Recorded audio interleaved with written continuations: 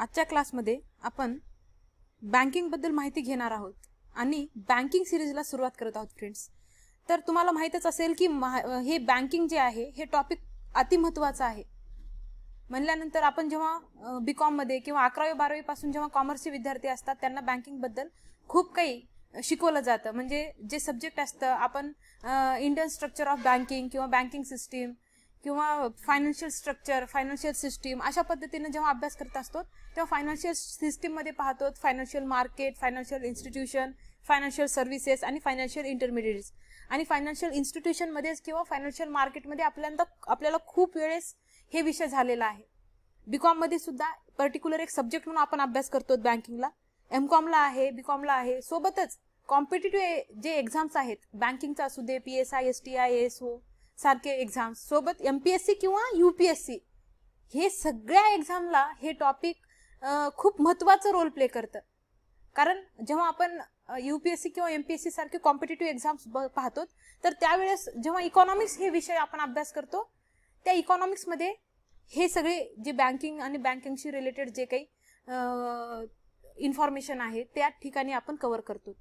म्हणल्यामुळे banking हे खूप महत्त्वाचं आहे हे तुमच्या लक्षात आलंच असेल.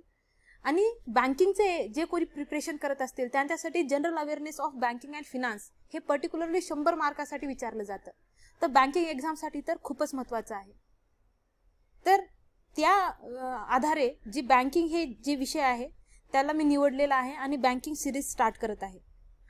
तर फ्रेंड्स, सगळ्यात अगोदर बँक म्हणजे काय आणि बँकचं कार्य कोणत्या पद्धतीनं होतं ते आपण पाहून घेऊयात. म्हणजे जर आपल्याला बँक समजली आणि बँकिंगमध्ये काय बेसिक फीचर्स आहेत किंवा बँकिंगमध्ये कोणते कार्य केले जातात, काम कोणते कोणते त्या ठिकाणी केले जातात हे जेव्हा आपल्या लक्षात येईल त्याच्याशी रिलेटेड आपण बाकीचे सगळे गोष्टी पाहूत. कारण माझं नेहमीपासून म्हणणं आहे की जेव्हा आपण बेसिक समजून घेतो तर त्या बेसिक सोबत आपले खूप काही फंडामेंटल्स क्लिअर होतात आणि त्यापासूनच आपल्याला एक काय भेटतं, एज भेटतं पुढचे डिफिकल्ट गोष्टी समजून घेण्यासाठी. या ठिकाणी डेफिनेशन मध्ये देण्यात आलेलं आहे, The Banking Companies Act of India defines a bank as. तर बँकिंग कंपनीज ऍक्ट डिफाईन केलेला आहे की बँक काय आहे. A bank is a financial institution. तर काय आहे, सगळ्यात अगोदर फायनान्शियल इन्स्टिट्यूशन आहे. Okay. Which accept money from the public. From the public काय करते, ऍक्सेप्ट मनी, लोकांकडनं पैसे ऍक्सेप्ट करते. म्हणल्यानंतर लोकांकडनं ठेवी स्वीकारते. For the purpose of lending or investment. कशासाठी, for the purpose of lending or investment म्हणल्यानंतर त्याचं प्रमुख कार्य किंवा बँकेचं पर्पज या ठिकाणी क्लिअर होत आहे की लेंडिंग करणं, म्हणजे तेच कर्जाच्या रूपामध्ये, लोनच्या रूपामध्ये लेंडिंग करणं आणि देणं आणि इन्व्हेस्टमेंट म्हणल्यानंतर गुंतवणूक. म्हणजे या ठिकाणी क्लिअर झालेलं आहे की सगळ्यात मोठं पर्पज बँकेचं काय आहे, कर्ज देणे, कर्जाच्या रूपात, लोनच्या रूपात कर्ज देणे, लोन देणे आणि इंटरेस्ट कमवणे, व्याज कमवणे आणि इन्व्हेस्टमेंट करणे, गुंतवणूक करणे आणि कर्ज देणे. हे प्रमुख कार्य, हे पर्पज आहे आणि त्याच्यासाठी ठेवी स्वीकारून घेते पब्लिक कडून. तर a bank is a financial institution which accepts money from the public for the purpose of lending or investment, repayable on demand or otherwise, withdrawable by check, draft, order or otherwise. म्हणल्यानंतर आता ठेवीत आपण ठेवल्यानंतर, deposit ठेवल्यानंतर जेव्हा कधी आपण demand करू तर त्यावेळेस ते कसं असेल, चेकनं, ड्राफ्टनं, ऑर्डर किंवा विथड्रॉवेबल म्हणल्यानंतर मागणी केल्यानंतर, सूचना दिल्यानंतर, मुदत दे, काहीतरी जे काही असेल आता, तर हे चेक, ड्राफ्ट या सगळ्यांसोबत या डिमांड जेव्हा करू तर त्यावेळेस त्याच्या आधारे आपण ते आपल्याला रिपेबल करतील, म्हणजे ते आपल्याला परत करतील. पण या ठिकाणी तुमच्या लक्षात आलं असेल फ्रेंड्स की हे बघा, चला या ठिकाणी आपल्या शब्दामध्ये समजून घेऊयात आता की बँक जे आहे ते काय करते, सगळ्यात अगोदर ऍक्सेप्ट करते. काय ऍक्सेप्ट करते, पब्लिकचे फंड म्हणजे पब्लिकचे ठेवी, पब्लिकचे पैसे, म्हणजेच त्याला आपण डिपॉझिट सुद्धा म्हणू शकतो. तर ऍक्सेप्ट करते, या ठिकाणी ऍक्सेप्ट केलेला आहे आणि फॉर द पर्पज ऑफ, आणि तेच ठेवी काय करते, फॉर द पर्पज ऑफ या ठिकाणी लेंडिंग ऑर इन्व्हेस्टमेंट.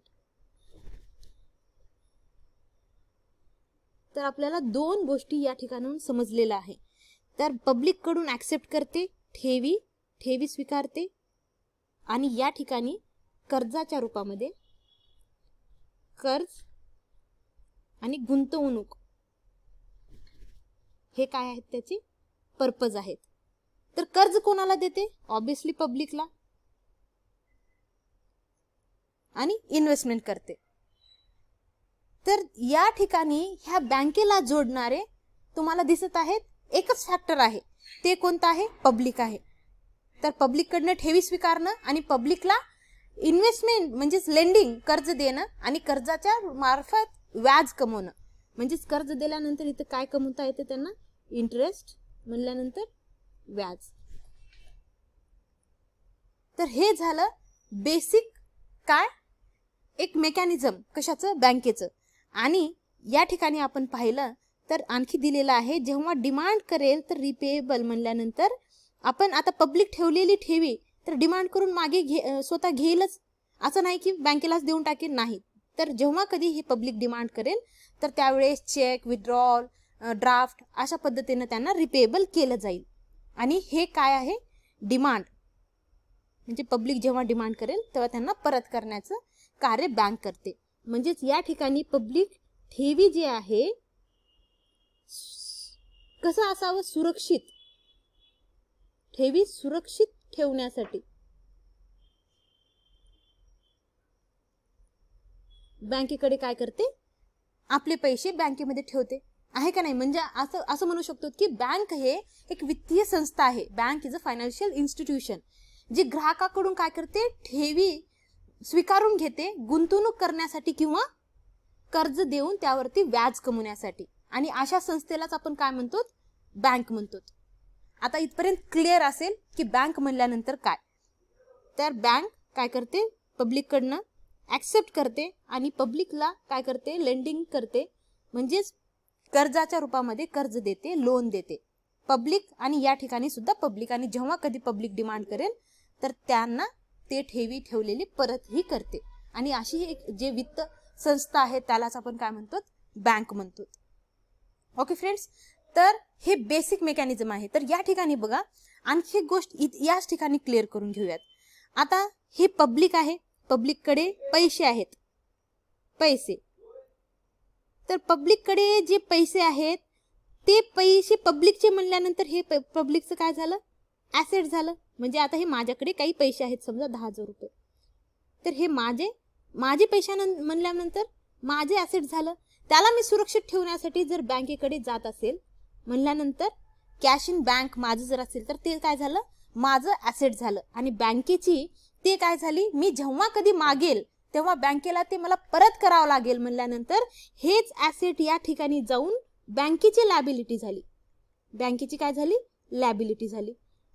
म्हणल्यानंतर पब्लिकचं जे ऍसेट असेल ते जेव्हा बँकेकडे जातो तर ती बँकेची लॅबिलिटी बनते.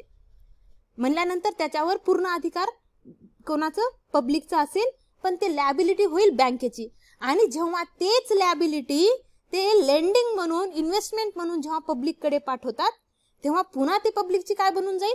कारण हे लोन आता पब्लिकनं काय केलं? ॲज अ लोन हे घेतलं. आता ह्यांची ही लॅबिलिटी असलेली बँक काय केली? यांना लोन म्हणून जेव्हा दिली तर तेव्हा हे लोन काय झालं? पब्लिकचं काय बनतं? लॅबिलिटी. तर तेच येऊन या ठिकाणी काय झाली? लॅबिलिटी.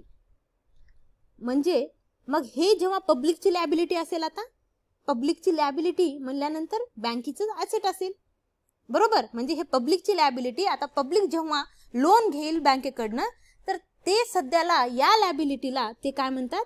बँक काय म्हणतं? आमची हे जे आपली पब्लिक कडून स्वीकार केलेली ठेवी हे सध्या ते काय म्हणून वापरतात? त्यांचं ऍसेट म्हणून वापरतात. आणि हेच ऍसेट ते पुढे फिरवतात आणि ते पब्लिक काय करतं? त्याला लोनच्या रूपामध्ये घेतं आणि ते पब्लिकची लॅबिलिटी झाली. म्हणल्यानंतर त्यांना ते लोन फेडावं लागेल. तर तुम्हाला या ठिकाणी सांगते, ओके, तर जेव्हा माझ्याकडे माझे पैसे आहेत तर हे माझं काय असेल? ऍसेट असेल. आणि हे जेव्हा बँकेकडे जातं ते बँकेकडे ते काय होईल? लॅबिलिटी बनेल. आणि हेच लॅबिलिटीला ते जेव्हा पुढे काय करतात, लोन म्हणून देतात, तेव्हा ते त्यांना ह्या लॅबिलिटीला ते काय करतात, ॲसेट समजतात आणि लोन देतात. आणि हेच जेव्हा पब्लिककडे जातं तेव्हा ते पब्लिकची काय बनेल पुन्हा, म्हणजेच पुढे त्यांची लॅबिलिटी बनेल. मग ते याच्यावरती काय करतात, इंटरेस्ट पे करतात. हे इंटरेस्ट या ठिकाणी पे करतील आणि हे समजा 5% 2% किंवा समजा आता किती 14 ॲन्युअली 14 वगैरे अशा पर्सेंटेजमध्ये असतात ना, तर 14% ॲन्युअली हे पे करत असतील तर हे काय करतात, इकडे 7% ॲन्युअली या पब्लिकला देतात. तर अशा पद्धतीनं हे बँकचं मेकॅनिझम आहे आणि हे अशा पद्धतीनं कार्य करत असते. आय होप तुम्हाला हे गोष्टी समजल्या असतील. तर माझं जे ॲसेट असेल किंवा पब्लिकचं जे ॲसेट असेल, पब्लिकचं जे पैसा असेल, ते पैसा या ठिकाणी लॅबिलिटी बनत आहे. या ठिकाणी बँकेची ती लॅबिलिटी बनत आहे. ओके. तर फ्रेंड्स, या ठिकाणी बघा, आता हे तर तुम्हाला समजलं की जे पब्लिकचा पैसा असतो ते बँकेकडे गेल्यानंतर बँकेचं काय बनते, लॅबिलिटी. आणि बँकेची लॅबिलिटी बनल्यानंतर हे लॅबिलिटी कशा कशा पद्धतीने बनते म्हणल्यानंतर त्याचे काही मेथड्स असतील, काही पद्धत असतील. 2 पद्धतीने ते लॅबिलिटी क्रिएट होते. म्हणल्यानंतर हे लॅबिलिटीचे 2 प्रकार आहेत. ओके.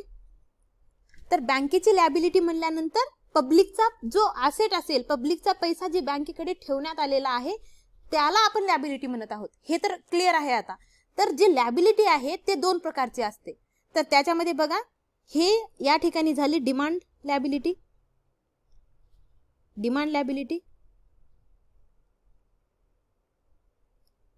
ओके. म्हणजे जेव्हा आपण मागणी करू, जेव्हा मागणी, दायित्व याला म्हणतो. लॅबिलिटी म्हणल्यानंतर दायित्व तुम्हाला माहिती आहे की लॅबिलिटी म्हणल्यानंतर दायित्व म्हणजे आपण कुठेतरी अकाउंटेबल आहोत किंवा आपल्याला त्यांचे पैसे परत करायचे आहेत. तर डिमांड लॅबिलिटी, तर लॅबिलिटी 2 प्रकारचे आहेत. डिमांड लॅबिलिटी म्हणल्यानंतर मागणी दायित्व. आणि या ठिकाणी टाइम लॅबिलिटी. टाइम लॅबिलिटी म्हणल्यानंतर मराठीत आपण त्याला म्हणतो मुदत दायित्व. तर मागणी दायित्व आणि मुदत दायित्व. तर फ्रेंड्स, हे 2 प्रकार आहेत बँक लॅबिलिटी आणि टाइम लॅबिलिटीचे. तर या ठिकाणी बघा, डिमांड लॅबिलिटी म्हणल्यानंतर हे 2 प्रकारचे असतात. यालाच आपण कासा म्हणूयात. कासा म्हणल्यानंतर जेव्हा कधी जे बँकेचे ग्राहक असतील ते, म्हणजे जे डिपॉझिट ठेवायला येणारे किंवा बँकेमध्ये जे खाते काढणारे असतात, ओके, ज्यांचे कोणाचे खाते असतात बँकेमध्ये, तर खातेदार त्याला आपण म्हणतो.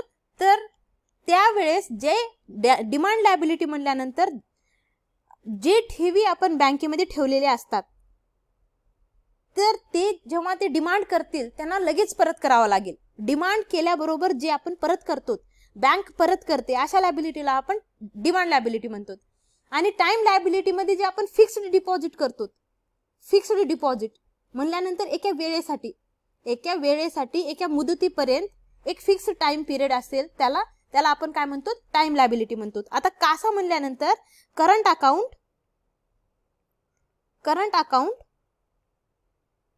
किंवा करंट डिपॉझिट आणि सेव्हिंग अकाउंट. आपल्याला सर्वांनाच माहिती आहे फ्रेंड्स की करंट अकाउंट आणि सेव्हिंग अकाउंट मध्ये जे पैसे असतात, हे पैसे कसे असतात, आपण ठेवलेले पैसे हे बचतीच्या स्वरूपामध्ये, म्हणजे बचत करण्यासाठी आपण ठेवलेले असतात किंवा चालू ठेवी किंवा बचत ठेवी याला आपण म्हणतो.